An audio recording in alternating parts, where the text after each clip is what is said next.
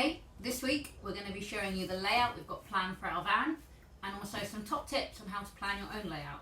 But before we get into that, we have a bit of a mistake to admit to that we made in our flooring video.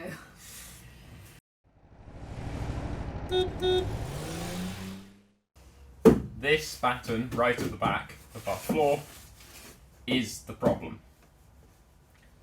So this covers this black plastic step, and inside that black plastic step there are some clips which we did know about and we did know we were covering, but we thought all of these clips were either little push clips you can take the plastic trim off, or ones you can take these door catches off.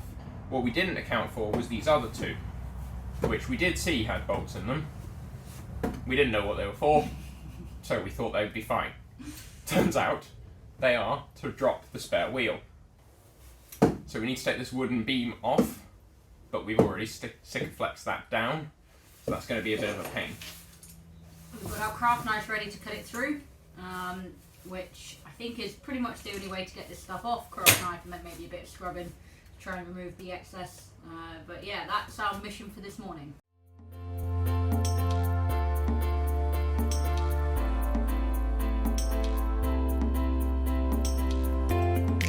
These are the clips. You can see here, this is the latch for the door, and you've got several of these little ones, and then you've got this big one here, which is where you would take this piece off. But the ones that we're most interested in terms of the spare wheel are these big square ones, and there are actually two of those. So there's one there and there's one over here, and you would just prise it up with a screwdriver, as Alex has just done, and you can see here this is the bolt that you would need to loosen in order to drop your spare wheel. So we could have come out to about a centimetre. We came to this pencil line. Yeah, but we came all the way out to there. So they were partly uncovered, but definitely not enough to get them up. And not enough to get access to the vault. Job done. Painless. Yeah. Well, we can't leave it like that, but first half of the job done. Yeah, we've now got exposed insulation down here. So, I'm going to cover that. The plan for the back here now is to use that 5mm ply that was originally in the van up there-ish. We're going to cut strips to this height, and we'll need two of them because it's obviously not as wide as that. So we're going to cut two strips out of that and then attach them along the back, and that will mean we can still have access to even this one, which is the furthest back.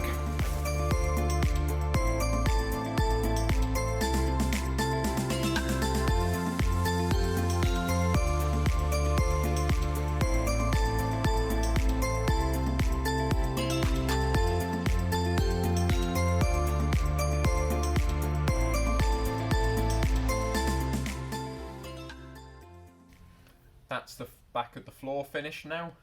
Still needs tidying up with a bit of a stair nose, but we'll sort that out at a later date.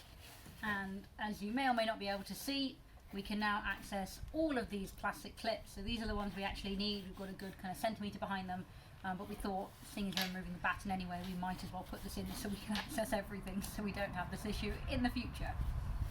So these are just strips of 5mm ply, which we've replaced the batten with, and then that comes to basically exactly the right point. It snowed this week, but as pretty as that makes everything look, it does mean we can't really get much work done on the van. It's far too cold for all of our sealants and our paints, and as you can see from some of these shots, the van itself is completely covered in snow. I don't even think we could open the doors at the moment without bringing snow completely down on ourselves, and we don't really want to get all of our woodwork and stuff damp in there. So we decided to take a break from the van, go on some nice snowy walks, have some snowball fights, which is why this week you're getting a layout video. On to layouts. We're going to go through the 6 steps that we use to plan our layout, plus some top tips. So the layout we opted for is actually quite unusual, so we'll go through that at the end and talk you through why we chose the layout we've chosen.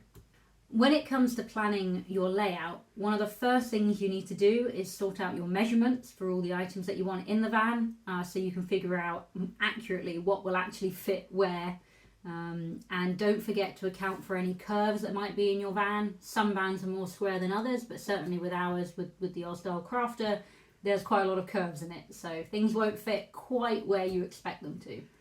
Yeah, and it's not just about physical size. You've got to account for the weight as well, because vans have a maximum weight limit. So ours is 3.5 tons, but the van itself weighs almost 2 tons. And so we haven't actually got that much weight to play with. And then on top of that, there's weight limits for the front axle and the rear axle. And you also want to balance left and right to make sure the handling isn't adversely impacted. So lots to think about. So the second step is to actually identify what are your needs and what are your wants out of your van. So maybe you just want a day van, maybe you're just going to use it for weekend trips, or maybe you're going to try and live in it full time like we're planning on doing. So you want to identify whether or not you want a bathroom and a shower, whether or not you need cooking supplies, or whether or not you're happy to just pull out a camping stove, for example, because that could impact what size van you're going to need. Which means that if you haven't already bought your van, this might be a good step to at least have a think about before you do all your measurements and stuff, because obviously if you want to go fully off grid with 2 people, 2 kids and 4 dogs, you're probably going to need a slightly bigger van. So it will inform what sort of van sizes you're looking at getting, whether you want a short wheelbase, long wheelbase, etc. Yeah, and on the flip side, if you're going to be mostly doing stealth camping around towns, it's going to be easier to have a lower roof, because then you can still get into the car parks, which is a big problem with the high roof ones. Most car parks have height barriers, so you just can't get in. Step 3 is to commit it to paper. So it's fine to start off rough, but we then found it really useful to draw a version to scale. And so for that we used graph paper, just pencil and ruler, and it was quite simple, but it really helped us visualize what the layout's going to be.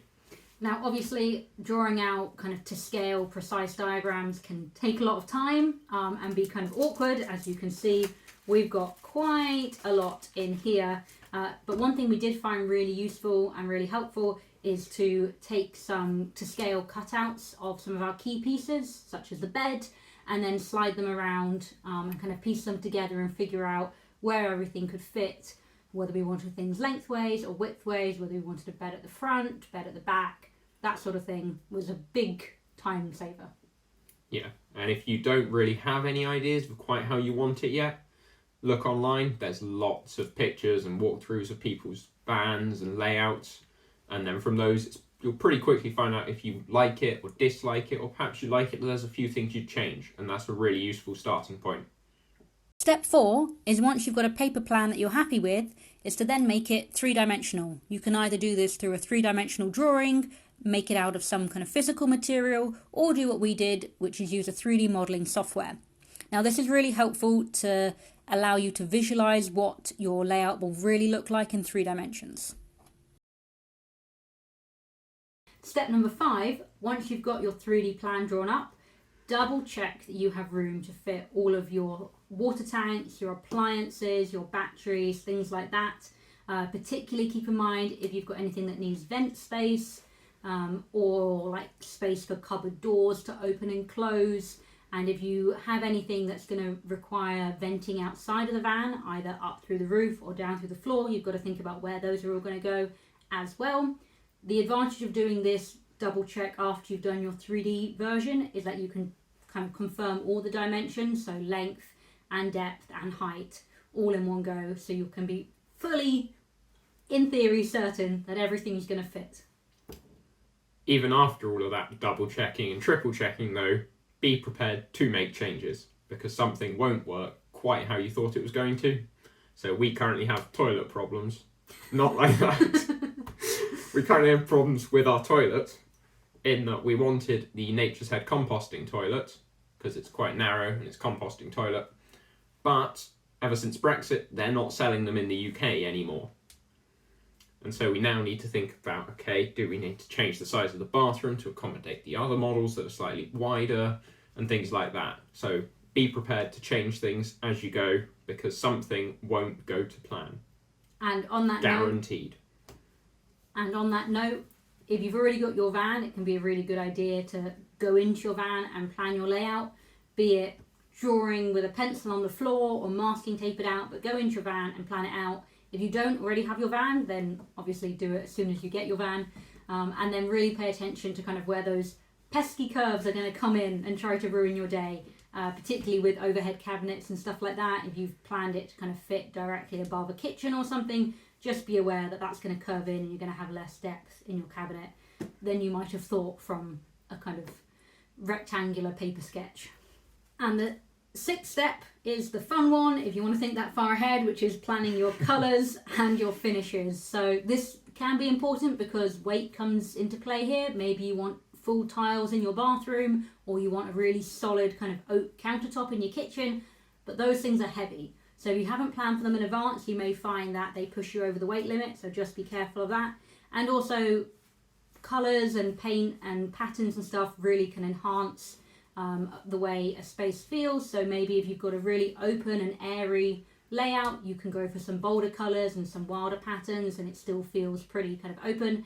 If you have a more closed in layout, then you might want to avoid some of those darker colours or patterns because they might make it feel a bit more claustrophobic. But obviously you do you, go with what you like, but it's a fun step to plan. So in summary, step 1 is know your measurements. Step 2, identify your key needs and wants. Step 3, plan it out on paper. Step 4, make it 3-dimensional. Step 5, double check everything. Step 6, work out your colours and finishes. And then step 7 would be use your van. But we'll let you know when we get that far. We can't confirm that step is going to happen yet. It'll happen. We don't know when. So this is our van layout. As you can see, we have a seating area up at the front on the left, a kitchen in the middle, a bathroom next to that, and a whole separate bed area at the back. Now, we've gone for a fixed bed layout, and that's mainly because we wanted the space underneath to fit all of our climbing gear and our skis and stuff, which does mean we can't have the standard converting bed that goes into the seats, but that doesn't really bother us because Alex and I live basically on 2 different time zones anyway. He is definitely an early bird and I am more of a night owl, so we wanted a separate seating area for one of us to sit while the other one is sleeping anyway. The other thing that's a little bit unusual about our van layout are these steps leading up to the bed, and that's partly because our bathroom is going to be raised anyway because we need to fit a water pump underneath it for our grey water, and also because this area goes over our wheel arches, so we decided just to raise the whole thing up into 2 steps that help us reach the bed a little bit more easily. Apart from that, everything's a fairly standard layout. We've got some funky shapes going on, a slant in our bathroom, a slant in our seat, and another slant in our kitchen, just to help everything feel a bit more open. But that's about it. That's everything for this week. Thanks a lot for sticking with us. If you enjoyed it or found it useful, then please give us a like and consider subscribing and hitting that notification icon to never miss a video. The snow is now melted, so next week we'll be back on the van.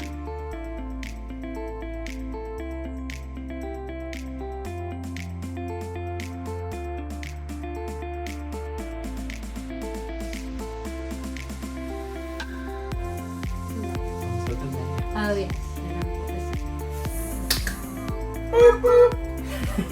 My top tip is remember this is not a tutorial channel. Yeah. When we say we don't know what we're doing, we really don't know what we're doing.